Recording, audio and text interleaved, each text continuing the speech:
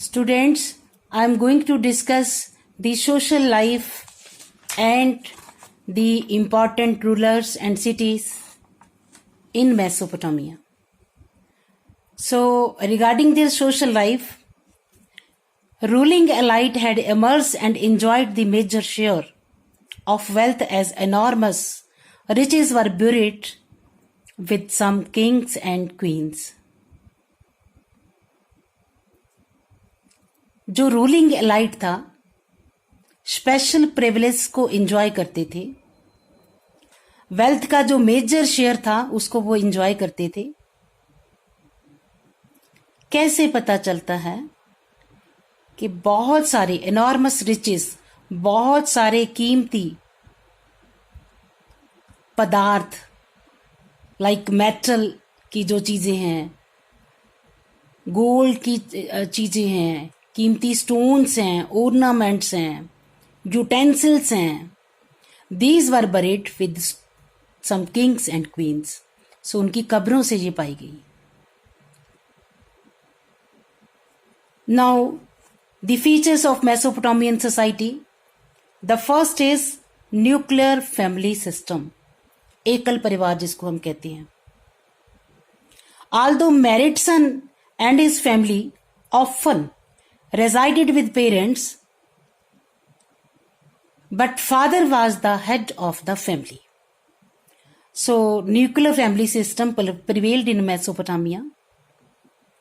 Now procedure for marriage. This is very interesting.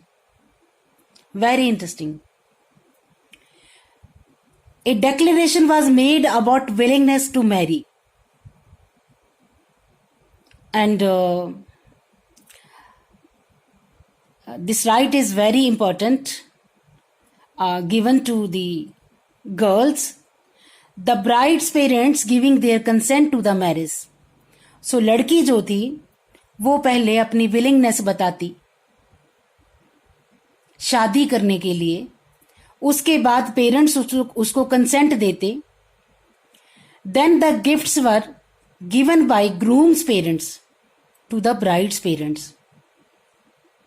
अब जो लड़के वाले थे उसके बाद वो लड़की वालों को गिफ्ट दिया करते। And when the wedding took place, gifts were exchanged by both, दोनों की तरफ से गिफ्ट्स जो थे वो एक्सचेंज किए जाते। Both parties made offering in the temple, और उसके बाद वो मंदिर में भी जाकर या मंदिरों में भी जाकर दोनों ही पार्टीज जो थी वो कुछ अर्पित करते, वहां पर कुछ ऑफर करते देवताओं को। This is again a very important right given to the girl, and that is share of inheritance.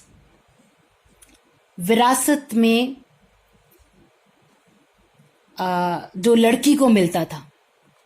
When bride's mother-in-law came to fetch her, उसकी सास जब उसको लेने के लिए आती लड़की की, the bride was given the share of inheritance. So उसको अपने फादर की जो विरसे में, विरासत में कुछ प्रॉपर्टी थी वो दी जाती। But other than the house, heard and field, इनके अलावा, और ये चीज आज भी आप देखते हो आम तौर पर होती है। वैसे लड़की का राइट है सारी प्रॉपर्टी में, बट आज भी ज्यादातर ऐसा देखा जाता है कि हाउस, हर्ड्स एंड फील्ड्स जो हैं वो लड़के के पास ही रहती थी। Now the superstitions are raised threshold brought wealth. ये माना जाता कि घर का जो बाहर का द्वार है, और अगर उसकी जमीन जो है वो ऊंची उठी होगी वहां पर दीवार के पास की, तो क्या होगा? रेज्ड थ्रेशहोल्ड ब्रॉट वेल्थ, वो घर में समृद्धि लाएगा। A front door that didn't open towards other house was lucky. मतलब दोनों आमने सामने घर हैं तो दोनों के द्वार आमने सामने नहीं होने चाहिए, और अगर आमने सामने नहीं है तो ये लकी है।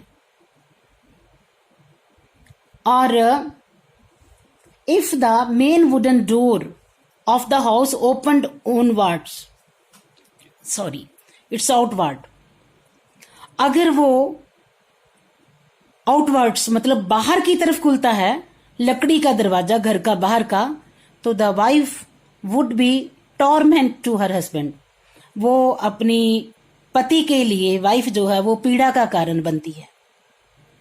Now the Graves of royalty and commoner were found in उर city. A few individuals were also found buried under the floor of ordinary houses.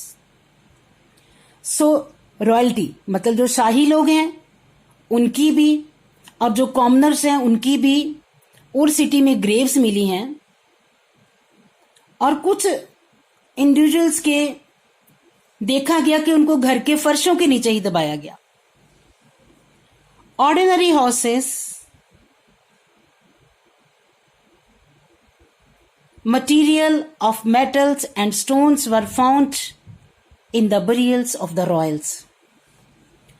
So जो पहले भी मैं आपको बता चुकी हूं कि जो कीमती मटेरियल है, जो प्रेशियस स्टोन्स हैं या मेटल्स हैं, ऑर्नामेंट्स हैं, यूटेंसिल्स हैं या कुछ और है, वो जो रॉयल्स हैं, जो किंग्स हैं, क्वींस हैं, उनके बरियल से मिला। और जो कॉमनर्स हैं उनके बरियल से कुछ खास चीजें नहीं मिली ऐसी इम्पोर्टेंट, और ऐसा भी था कि कुछ आम लोग जो थे उनको ऑर्डिनरी जो उनके घर थे, उनके जो फर्श होते थे, उन्हीं के नीचे ही दबा दिया जाता था। Now lack of cleanliness, this is regarding Ur city, क्योंकि उर सिटी में ये चीज देखी गई। Houses were not made in a planned way and streets were narrow, क्योंकि उर सिटी की तो प्लानिंग ही जो थी इट वाज वेरी अनप्लान्ड। गलियां जो थी वो आड़ी टेढ़ी थी, कहीं से नैरो थी, कहीं से ब्रॉड थी।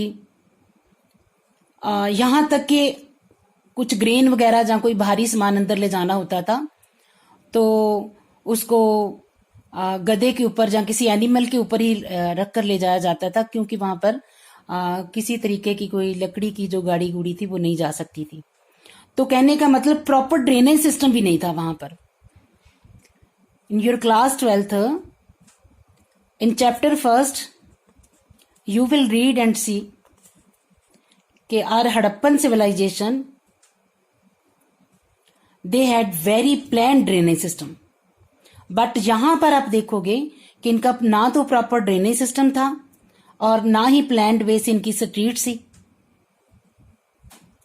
So people seem to have swept all their household refuse into the street to be trodden underfoot, और ऐसा लगा कि जैसे लोग जो हैं वो घरों से पूरा कूड़ा कचरा जो है वो सीधा गलियों में फेंक देते हैं पैरों के नीचे आने के लिए। So this made street level high and after some times the thresholds of the house were also to be raised. Ur city के बारे में मैं बता रही हूं, स्पेसिफिक पॉइंट है ये, lack of cleanliness and unplanned city, Ur के बारे में मैं बता रही हूं। सो ऐसे लगता था कि जब कूड़ा कचरा फेंक फेंक के जो थी वो गलियां ऊंची हो जाती थी, तो उसके बाद क्या करना पड़ता था, जो थ्रेशोल्ड था और जो बाहर का द्वार था उसके पास वाली जो जगह थी उसको भी ऊंचा करना पड़ता था, ताकि बाहर से गंदगी जो है वो अंदर की तरफ नहीं आ सके। सो इस तरीके से these are some features of the social life. Now